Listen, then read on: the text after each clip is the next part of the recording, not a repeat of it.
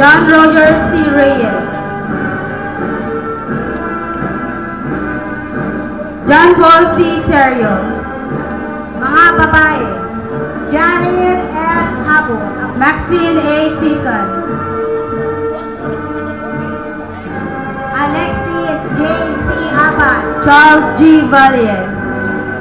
Rialyn Joy M. Agarin, Roger T. Versosa Jr. Leia M. Aguilar, Michael J. I. Vidal. Mga babae, Rusty Marie L. Abrea. Rizal May Alagos, Richie Faye B. Albaitar. Mariela Shelo Bien, Valerie P. Vandilaria. Sherry May M.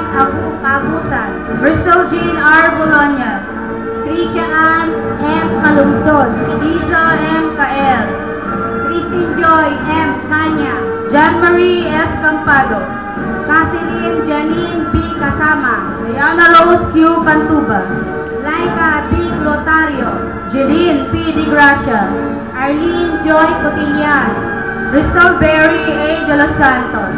May C. De Mesa, Akira A. Doy.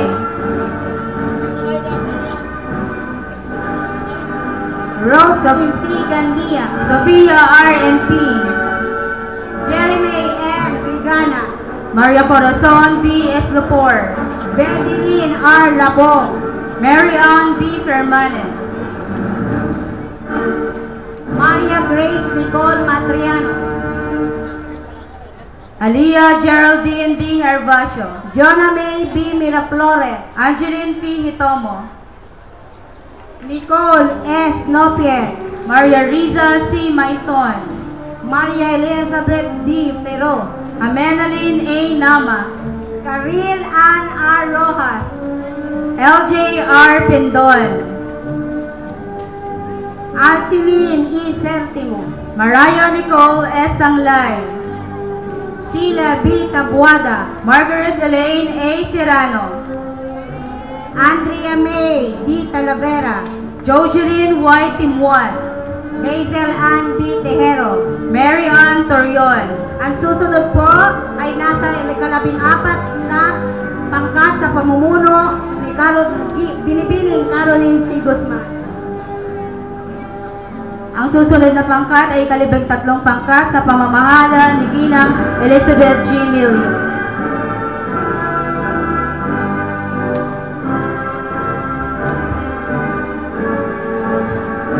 Malugod po namin ipinababatid ang pagdating ng ating punong lungsod, Mayor Maria Laarni L. Cayetano.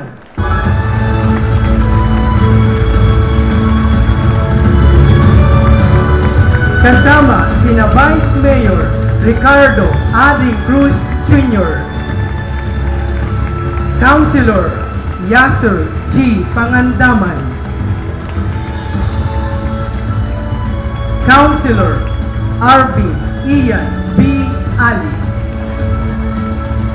Councilor Richard Paul Rick Jordan, Councilor Edwin Jojo T. Eron, Councilor Amparo Maria Pamir J. Zamora, Councilor Noel R. Dizon, Councilor Maria Mercy Supan, at Engineer Jaime Garcia.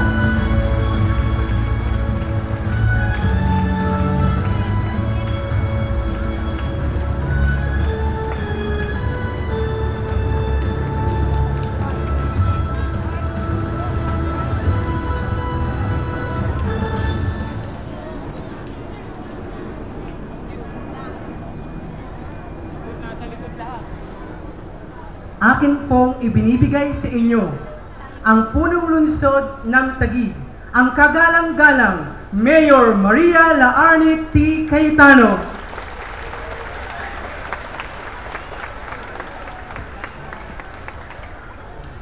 Isang mapagpalang umaga po sa ating lahat. Bago po ako magsimula, inihiling ko pong bigyan natin ng isang masigabong palakpak ng pasasalamat ang Panginoon sa kanyang kabutihan sa buhay ng ating mga mag-aaral. Una ang aking pagbati sa ating mga kaibigan mula sa Department of Education sa pangunguna ni Dr. George P. Tizon, ang ating pong mga supervisors sa iba't ibang mga asignatura, mga punong guro mula sa iba't ibang mga paaralan, at ang aking pong taus-pusong pasasalamat sa ina ng paaralan, Ma'am Jeronima Garcia, 10 ng ating mga kaguruan. Bigyan po natin sila ng isang masigabong palakpakan. Sa ngalan po ng mga kapwa ko lingkod bayan, Vice Mayor Ading Cruz Jr. at ang mga konsehal na kasama ko ngayon, Konsehal Arvin Alid, Konsehal Noel Dizon, Konsehal Maria Mersupan. Kapiling din po natin ang ating kapitan, konsehal na si Yaser Pangandaman, at ang ating kaibigang inhinyero na educator pa, Jaime Garcia. Ang mensahe ni Ate Lani Cayetano ay sisentro sa inyong mga pangarap. Mayroon ba kayong mga dreams in life? Madami ba kayong mga dreams in life? Spelling portion muna tayo sa umagang ito. Marunong ba kayong mag-spell? Mahusay ba kayong mag-spell? Kung ganon, siguro naman masispell ninyo ng mahusay ang salitang ito. Spell dreams. Teka muna, ang turo ng ating mga guro, pag tayo ay magsispell, babaybayin muna natin yung salita, hindi ba mga guro? Sasabihin muna ang salita, state the word first before we spell. Tama ba mga bata? Nalimutan nyo lang? Kasi excited kayo? Uulitin natin. Spell dreams. Dreams. D-R. Palakpakan nyo ang inyong mga sarili. Bibigyan natin ng mas malalim na kahulugan ang salitang dream sa araw na ito.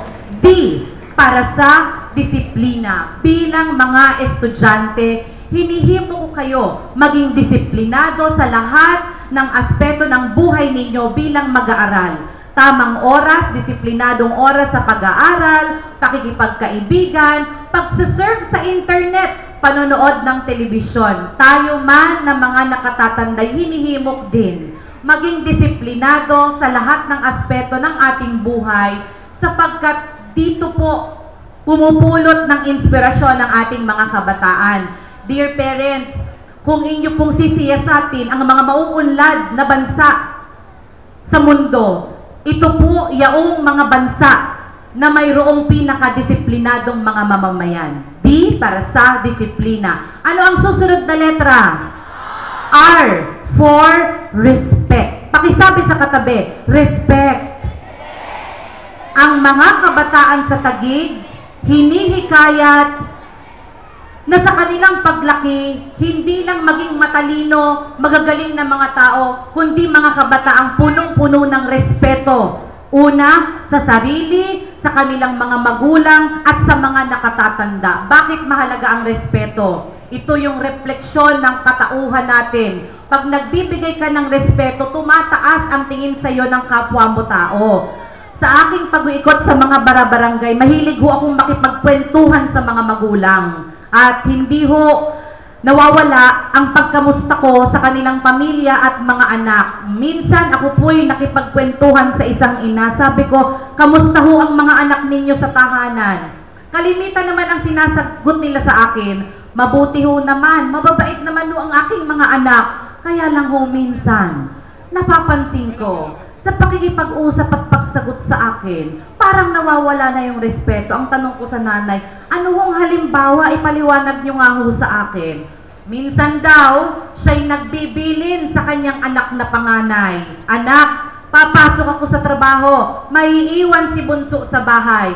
Siguraduhin mong makakain, huwag mong palabasin sa kalye, baka siya'y masagasaan. Bantayan mo ang anak mo. Ang sagot daw ng kanyang panganay, di wow. Nako, isang ama, pinulong isang gabi ang kanyang mga anak. Ang bilin ng amang ito sa mga anak, mag-aral kayong mabuti. Yung hirap na dinanas ko nung ako'y maliit, ayaw ko nang maranasan ninyo yan pag kayo lumaki. Kaya ito. Kay daming bilin ng tatay. Pagkatapos ang sagot ng isang anak, we. So ano ba yung pinupunto ni Ate Lani Cayetano?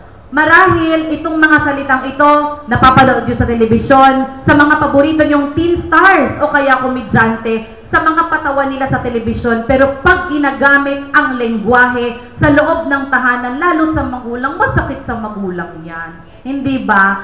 Kaya't ano yung paghihikayat ni Mayor Lani? Ang mga bata maging marespeto sa kanilang mga magulang sapagkat biblically mayroong magandang gantimpala yan. Sabi sa Biblia, kung gusto mo ay malawig na buhay, respetuhin mo ang iyong mga magulang. R for respect. Ano yung susunod na letra? E for education. Kay halaga pong ating bigyang halaga ang pag-aaral, edukasyon ng mga kabataan sa lungsod ng Taguig. Mula daycare, elementary, hanggang high school, magpahanggang kolehiyo. Grabe ang binubuhos nating suporta sa edukasyon ng mga kabataan. Dito lamang po, maaaring magpantay, mayaman, middle class, mahirap. Pagtama at mayroong access sa edukasyon, may laban sa buhay. Dear graduates, pahalagahan nyo ang edukasyong ito. May ibang mga probinsya sa Visayas, Mindanao. Ang mga estudyante, kailangang maglakad 5 hanggang 10 kilometro makarating lang sa pinakamalapit na eskwelahan. Mayroong mga guro, kailangan pang mamangka, makarating lang sa eskwelahan. Sa Taguig ba kailangan nyong gawin yan? Walang saplot sa paa, wala rin hong uniforme pinag-uusapan, walang notebooks, ang bag, sako, tinahin ng nanay. So dear students, pahalagahan ng edukasyon, ticket nyo yan sa tagumpay. Anong susunod na letra? A, para sa abilidad. Ang talas ng isip, pag hindi sinabihan ng pagpapabuti ng abilidad o skills, medyo kulang ang development. Madaming matatalino, nagtapos ng matalino, may honor nung nagtapos, pagdating sa interview, dahil hindi pinagyaman ang communication skills, hindi nakasagot sa interview.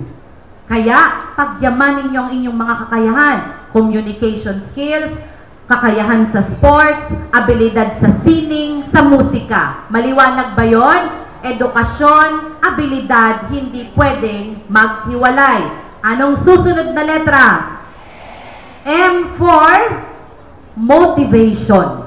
Ano ba ang mga motibasyon ninyo sa inyong mga buhay?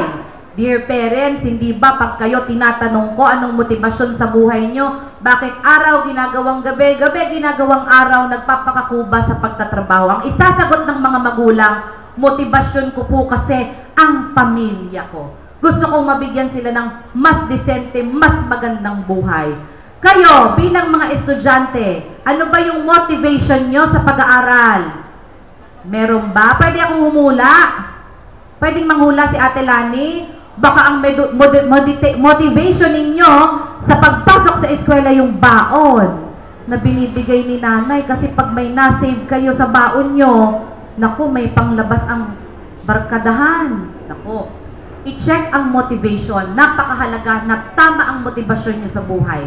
Bilang mga estudyante, sana ang motivation nyo sa pag-aaral ng mabuti ay ang pagkakaroon ng mas maginhawang buhay sa darating na panahon. Ano ang huling letra? S for selflessness. Mayroon pong awitin, madalas kong naririnig sa simbahan. Walang sino man ang nabubuhay para sa sarili lamang. Normal sa mga tao isipin sarili, ano yung amin, ano yung para sa amin. Pero ang buhay daw, mas nagkakaroon ng kulay at lalim ng kahulugan kung marunong tayong magmalasakit sa kapwa natin tao. Tapos na yung spelling portion. Tapos na yung lecture ni Ate Lani Cayetano. Nakinig naman yata kayo. Ano ba ang susunod sa lecture, mga bata? Pagkatapos ng lecture, ano susunod? Quiz or test? Nakahanda na ba kayo sa test? Parang mahina. Nakahanda na ba kayo sa test? Sinabi nyo yan, ha? Okay, ready na kayo sa test? Ano yung E? Naku, bagal sumagot. Ano yung A? Ano yung S? Ano yung M? Ano yung D? Ano yung R? Sino ang paborito nyong ate? Thank you, si Ate Lani. Palakpakan nyo ang inyong mga sarili at ang mga dreams in life ninyo. Okay. Ako man, maraming pangarap, maraming dreams para sa City of Taguig. Malayo na yung ating narating, pero hindi pa ho ako ganap na masaya. Umiikot ako sa Taguig, nakikita ko pa ang laki ng problemang hinaharap natin bilang isang syudad. Ang dami pa ng mga kailangan nating gawin. Ang samo at panalangin ni Mayor Lani Cayetano bilang nagkakaisang pamayanan, magtutulong-tulong tayo, tutungo at tatahak tayo sa isang direksyon tungo sa tagumpay at mas magandang buhay sa lungsod ng Taguig. Sa ngalan ng aking kabiyak na si Senator Alan Peter Cayetano, ang akin pong sister-in-law na si Senator Pia at Lino Cayetano, bumabati kami sa inyong lahat. Congratulations, Batch 2016! May God bless you and may all your dreams and wishes come true. Salamat po. Tayo po ay dadako na sa paggagawad ng sertipiko ng pagkilala at medalya ng karangalan sa mga sumusunod. Kasama po ang Educational Financial Assistance. Para sa mga nanguna sa kanilang mga klase, sila ay makatatanggap ng halagang 2,500 pesos. Para naman po sa 8th Honorable Mention hanggang 1st Honorable Mention, sila ay makakatanggap ng Educational Financial Assistance sa halagang 5,000 pesos. Para po sa 2nd Honor, siya ay tatanggap ng Educational Financial Assistance na nagkakahalaga ng 12,500 pesos. At para po sa ating Class Valedictorian, siya ay tatanggap ng Educational Financial Assistance na nagkakahalaga ng 15,000 pesos. Pinatawagan po natin sa entablado ang ating Honorable Vice Mayor Ading Cruz Jr., Councilor Mayor Supan, Councilor Pami Zamora, Councilor Noel Dizon, Councilor Arvin Allen, ABC President Councilor Yasser Pangandaman, and Engineer Jaime Garcia para igawad ang mga nabanggit. Mangyari po lamang na samahan ng kanilang mga magulang ang mga sumusunod. 8th Honorable Mention, Matthew Russell Linzo. 7th Honorable Mention, Shane Melody Silot. 6th Honorable Mention, Trisha Angeli Basinilio. 5th Honorable Mention, Pablo Farnacio Jr. 4th Honorable Mention, Richmond J. S. Alegre. 3rd Honorable Mention, German Pia Lagrada. 2nd Honorable Mention, Jedelu Domingo. 1st Honorable Mention, Angelo Lagrimas.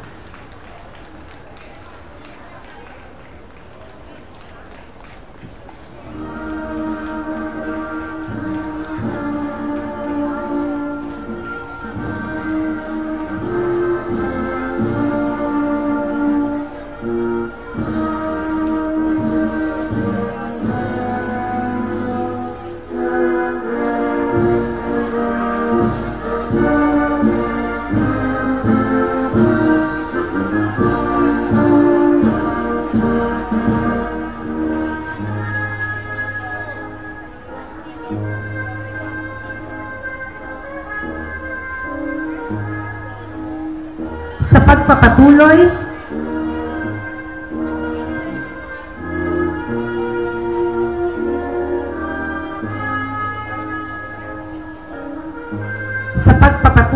Second Honors, EJ Daphne Medilo.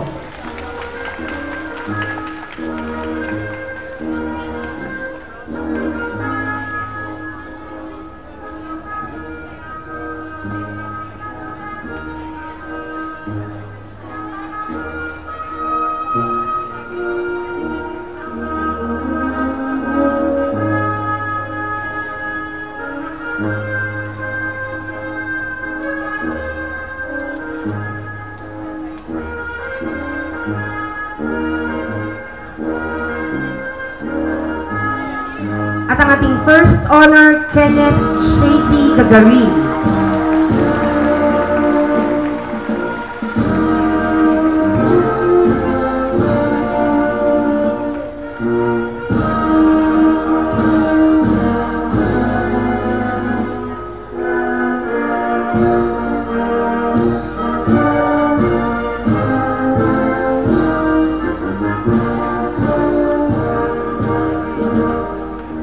Susunod naman po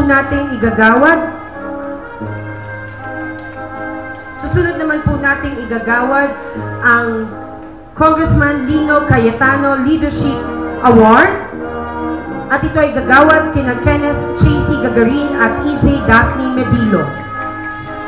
Bukod po sa medalya ng karangalan, si Reding po ay tatanggap ng Educational Financial Assistance mula po sa tanggapan ni Congressman Lino Cayetano.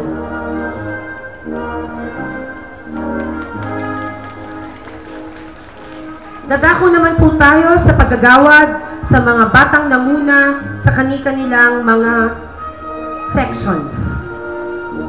Section 2, Leia Bendita. Section 3, Villaneri Faustino. Section 4, Erica Valite. Section 5, Selena Miguel. Section 6, Sarah Faith Lodo. Section 7, Anthony John Tolentino. Section 8, Micah Escoto. Section 9, Mary Naomi Jean Bitome. Section 10, Shira Dayan Ada. Section 11, Jeremy Tomarong. Section 12, Joyce Bayan. Mangyari po lamang na samahan ng kanilang mga magulang ang mga batang nabanggit.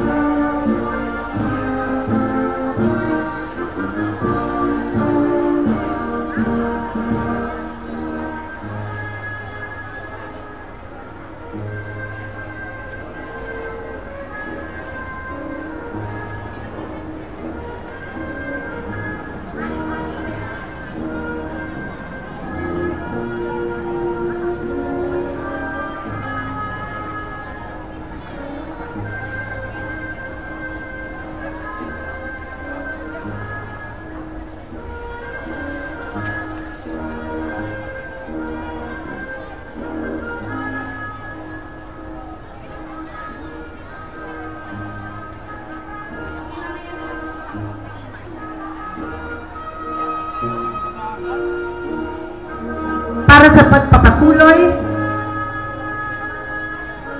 Section 13, Jemuel Muina. Section 14, Nina Joy Paloyo. Section 15, LJ Pendon. Section 16, Laika Clutario. Section 17, John Rick Telio. Section 18, Hazel Earl Andrade. Section 19, Kim Ian Celera. Section 20, Adeline Cusinar. Section 21, Antoinette Presas. Section 22, Jella May Pinca. Section 23, Iris May Arevalo. Section 24, Patricia Kendangan.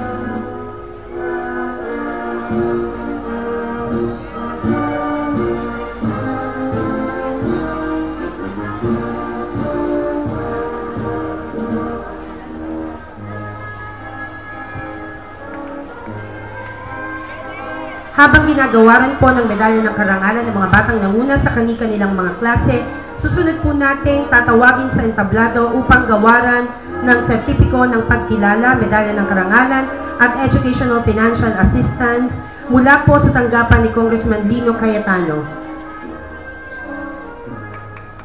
Our Arts Awardee, Lester Sam Durundes. Our Sports Awardee, James Henry Peña Florida.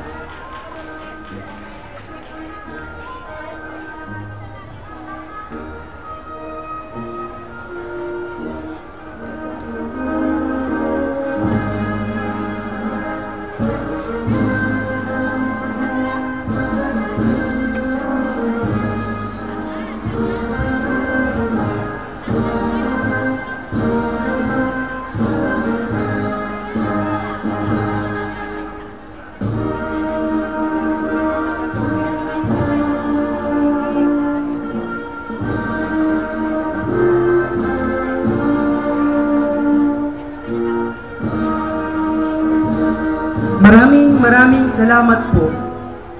Pansamantala pong magpapaalam ang ating punong lungsod, Mayor Maria Laarni L. Cayetano upang bigyang daan ang iba pang mga gawain.